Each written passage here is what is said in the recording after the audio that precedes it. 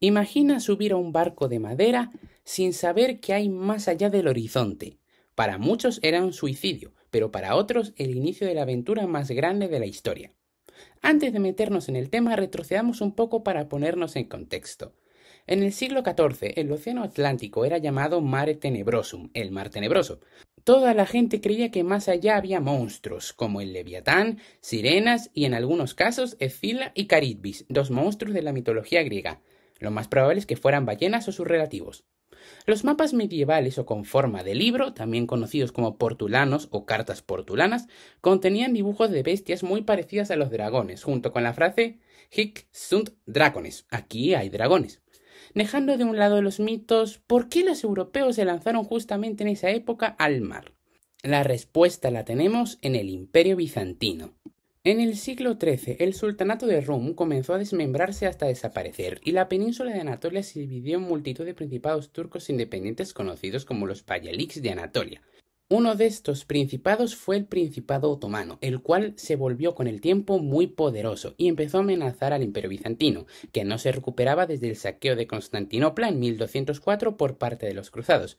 Finalmente, el sultán Mehmed II, con gran ambición, reunió un potente ejército y se dispuso a conquistar Constantinopla, lo que acabó consiguiendo matando al último emperador, Constantino XI, y cerrando la ruta de la seda, obligando a Europa a buscar rutas alternativas para el oro y las especias en Asia.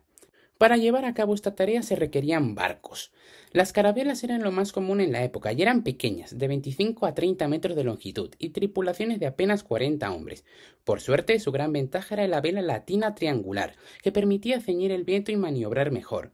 La brújula ya existía, pero era imprecisa. El método de navegación, llamado volta do mar, aprovechaba los vientos alisios para volver a Europa, pero dando grandes rodeos. La vida a bordo de un barco en esa época no era sencilla, ni mucho menos. En trayectos largos la dieta era muy pobre, con galleta dura, vino, queso y pescado salado como los únicos alimentos disponibles. El agua tampoco estaba fuera de peligro, ya que se pudría en pocas semanas, y el agua del mar solo da más sed. Aparte, el escorbuto, la falta de vitamina C, era mortal y provocaba que los marineros sangraran por las encías y más cosas, todo muy asqueroso. Ni dormir tranquilo podías, ya que se dormía en cubierta, bajo la lona, con la madera tallándote en la espalda y con las ratas y la humedad de compañeras. Ojo, esto era solo para los tripulantes. Los capitanes sí tenían un camarote, pero no muy grande. Por último, la disciplina era brutal, con azotes o incluso la muerte para evitar motines.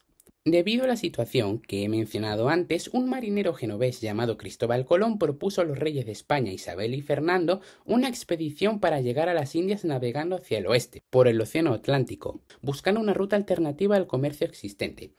A cambio de su apoyo, Colón solicitó ser nombrado almirante, virrey y gobernador de las nuevas tierras, además de recibir un diezmo de todas las riquezas que descubriera.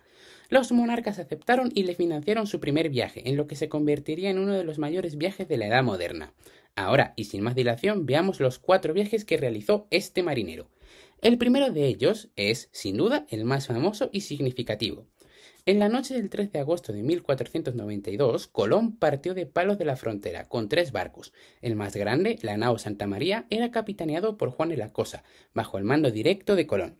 Las otras 2 eran carabelas, más pequeñas, la Pinta y la Niña, pilotadas por los hermanos Pinzón.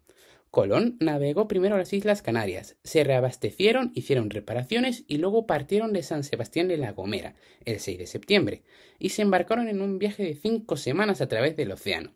El 16 de septiembre la expedición llegó al mar de los Sargazos, poblado únicamente por una gran cantidad de algas. El 6 de octubre, tras haber recorrido 950 millas, los marineros empezaron a impacientarse, pero Colón les convenció para que esperasen, diciéndoles que su propósito era llegar a las Indias. El 7 de octubre la tripulación vio bandadas inmensas de pájaros y, finalmente, el 12 de octubre, a las 2 de la mañana, un marinero de la Pinta llamado Rodrigo de Triana por fin avistó tierra. Era una isla del Caribe que los indios llamaban Guananí y Colón bautizó como San Salvador, ya que les salvó la vida a todos. Después de entablar contacto con los nativos, la expedición continuó explorando las Bahamas y posteriormente Cuba, hasta que Martín Alonso Pinzón, al mando de la Pinta, se separó del grupo para buscar riquezas de manera independiente. Por su parte, Colón se dedicó a explorar nuevos territorios de la costa norte de la Española, como llamaron a la isla que actualmente es República Dominicana y Haití, donde desembarcó el 6 de diciembre y donde la nao Santa María desafortunadamente encalló el 25 del mismo mes y tuvo que ser abandonada. Allí se fundó el asentamiento de La Navidad, en la actual Haití. Colón retomó su expedición a bordo de la Niña, que se convirtió en el buque insignia, hasta que se reencontró con Pinzón y La Pinta el 6 de enero. El día 13, Colón hizo una última parada de este viaje en la bahía del Rincón, en el noroeste de la Española. De allí, el marinero genovés emprendió la vuelta a España, pero una tormenta lo separó de nuevo de La Pinta y obligó a la Niña a detenerse en la isla de Santa María de las Azores. Como curiosidad, el gobernador de la isla los detuvo pensando que eran piratas, aunque luego los liberaron. Al final, llegó a Palos de la Frontera el 15 de marzo de 1493, recibido como un héroe, y poco después tuvo audiencia con los reyes, Isabela y Fernando. Debido a este tremendo éxito, el 24 de septiembre de 1493, Colón zarpó desde Cádiz en un segundo viaje con 17 barcos y suministros para establecer colonias permanentes en las Américas. Entre los miembros destacados de la expedición se encontraban Álvarez Chanca, un médico que escribió un relato detallado del segundo viaje, Juan Ponce de León, el primer gobernador de Puerto Rico y la Florida, el padre Bartolomé de las Casas, Juan de la Cosa, un cartógrafo al que se le atribuye haber hecho el primer mapa del mundo que representa al Nuevo Mundo, y el hermano menor de Colón, Diego. El 3 de noviembre, Colón y su flota descubrieron las Antillas Menores, incluyendo Dominica, Guadalupe, Montserrat, Antigua, San Martín y las Islas Vírgenes. Después de pasar por estas, Colón continuó hacia las Antillas Mayores, avistando por primera vez la costa oriental de la isla de Puerto Rico, en la tarde del 17 de noviembre de 1493. La flota navegó a lo largo de la costa sur de esta isla durante todo el día, antes de tocar tierra en la Aguadilla, a principios del 19 de noviembre de 1493. Al desembarcar, Colón bautizó la isla como San Juan Bautista, en honor a Juan Bautista, y permaneció allí durante 2 días. Después de pasar por Puerto Rico, Colón continuó hacia la Navidad, en el norte de la Española. Tras fundar la Isabela, el 6 de enero de 1494, Colón exploró un poco otras regiones como Cuba y Jamaica. Luego regresó a la Española, donde estuvo 2 años, y después de eso regresó a España. El 30 de mayo de 1498, Colón partió con 6 barcos de Sanlúcar de Barrameda, España, en el que sería su tercer viaje. La flota arribó a Madeira y a las Islas Canarias, donde se dividió en 2, con 3 barcos que se dirigían hacia la Española y los otros 3 buques comandados por Colón navegando hacia el sur. El 31 de julio vieron Trinidad, la más meridional de las islas del Caribe. El 5 de agosto, Colón envió pequeños barcos a tierra en el lado sur de la península de Paria, en lo que ahora es Venezuela, cerca de la desembocadura del río Orinoco. Este fue el primer desembarco registrado de europeos en el continente de América del Sur. La flota luego navegó hacia las islas Chacachacare y Margarita, llegando a esta última el 14 de agosto, y algunos dicen que también vio Tobago y Granada, desde lejos, claro. El 19 de agosto, Colón regresó a la Española. Allí encontró que los colonos se habían rebelado contra su gobierno, debido a las promesas incumplidas de riquezas. Colón hizo lo que pudo para contenerlos, pero aún así envió 2 barcos a España, pidiendo a la corte que nombrara a un comisionado real para que lo ayudara a gobernar. Los soberanos enviaron a Francisco de Bobadilla, amigo cercano de la reina Isabel, para investigar las acusaciones de brutalidad. Al llegar a Santo Domingo, mientras Colón estaba fuera, Bobadilla informó a España que Colón castigó de maneras muy crueles y sanguinarias a la población local. Debido a esto, Bobadilla procedió a arrestar a Colón, a su hermano Bartolomé y a su hijo Diego, y los embarcó encadenados a España en octubre del año 1500. Al llegar, Colón fue liberado por la reina Isabel, le devolvieron sus bienes incautados y le pidieron que recuperara la libertad y la dignidad con las que había de presentarse ante la corte. Sin embargo, Colón no fue restituido como gobernador de la Española, ni se le devolvieron plenamente todos los privilegios y poderes que se le habían concedido inicialmente. Debido a este escándalo, la relación entre los reyes y el marinero se deterioró bastante, pero aún así había que hallar todavía el paso a la India, por lo que los monarcas accedieron a financiar el 4º y último viaje de Colón. Este tuvo lugar entre 1502 y 1504, y fue el menos exitoso en términos de descubrimientos, aunque fue crucial en el sentido de aportar más evidencias geográficas del continente americano.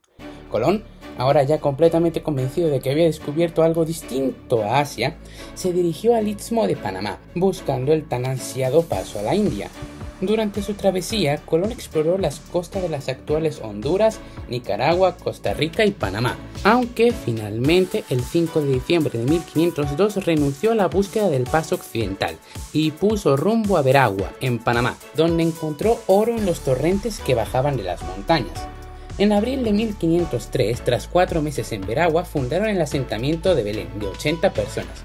El 6 de abril de ese año, los guaraníes atacaron el asentamiento en una proporción de 10-1 a favor de los indígenas. Pese a la superioridad tecnológica española, como arcabuces, tuvieron que abandonar el asentamiento y hacerse a la mar, hacia el norte. Con la madera de los cascos de los barcos podrida y entrando agua constantemente, sufrieron la 4ª tormenta del viaje, encallando los barcos en Jamaica. Con los restos del naufragio hicieron un campamento en la playa. Ante la certeza de que nadie les iba a rescatar, Colón confió en su escribano, Diego Méndez, para una misión casi suicida: ir a la Española, a pesar de que Colón tenía prohibido expresamente entrar en el lugar en una canoa, y recabar ayuda de su gobernador, Nicolás de Obando. Tras 5 días de travesía arribaron a la isla, donde su gobernador, en lucha contra los nativos, rehusó obviamente ayudar a Colón, y retuvo encima a Diego Méndez durante meses. Mientras tanto, en Jamaica hubo un motín encabezado por los hermanos Porras contra el mando del ya enfermo y artrítico Colón, pero fracasó en un principio al no poder abandonar Jamaica. El 29 de febrero de 1504 hubo un eclipse lunar que predijo Colón y que consiguió que los nativos le hicieran ofrendas, pero esto solo consiguió algo de tiempo. Finalmente, el 11 de septiembre, Diego Méndez llegó al rescate con un pequeño barco que había conseguido y embarcaron rumbo a la Española. Colón tuvo que pagar su pasaje. El viaje duró 45 días, frente a los 5 que había tardado Diego en una canoa, debido a las adversas condiciones del mar. Al final, en 1504, Colón regresó a Sanlúcar de Barrameda sin cumplir ninguno de sus principales objetivos. Murió 2 años después. Los viajes de Colón fueron solo el inicio. Lo que vino después superó todo lo imaginable. Ciudades colosales reducidas a cenizas, emperadores capturados y una montaña de plata que sostuvo un imperio. Esto apenas comienza. Dime en los comentarios, ¿tú habrías tenido el valor de subirte a una carabela y lanzarte al océano oscuro sin saber si había un final? Hasta el siguiente vídeo, aprendices.